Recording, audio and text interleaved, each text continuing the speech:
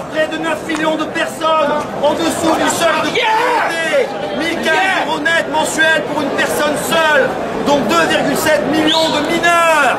Non!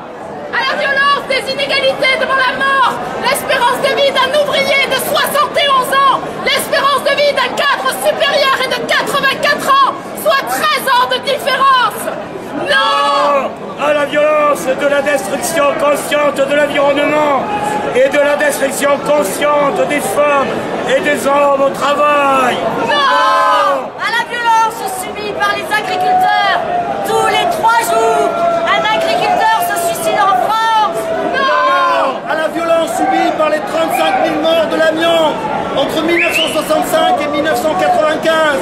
Aujourd'hui, toujours chaque année, 1700 personnes meurent des suites de l'amiante. Non! À la violence des inégalités dans l'éducation, 17 000 écoles publiques sont fermées depuis 1980 selon l'INSEE. Non! À la violence en matière de logement, 4 millions de mal logés en France, selon la Fondation Abbé Pierre, dont 140 000 sans domicile fixe. On compte 3 millions de logements vacants en France. Non! À la violence subie par les morts retrouvés dans la rue. Au moins 500 morts chaque année, selon le collectif des morts de la rue. Non! À la violence subie par 1,8 million d'allocataires du revenu de solidarité active, un RSA de 550,93 € mensuels pour une personne seule. Non! À la violence subie par les 436 000 allocataires de l'allocation de solidarité aux personnes âgées, un minimum vieillesse de 868,20 € pour une personne seule. Non! À la violence subie par les 2 millions de personnes qui reçoivent l'aide alimentaire, dont 70% sont des femmes.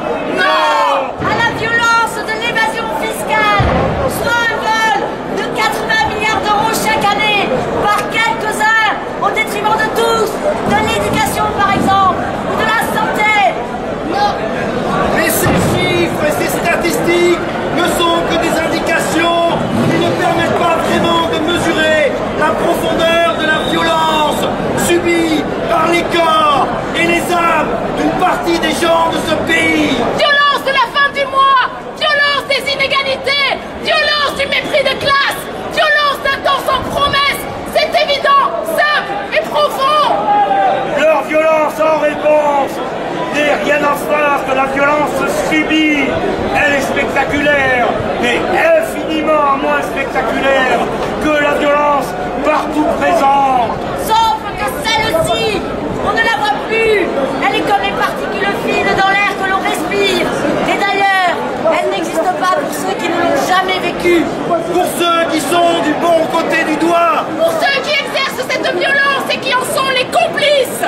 Les véritables complices de cette violence-là. Autrement meurtrière. Autrement assassine. Mais pour les petits moyens, depuis trop longtemps,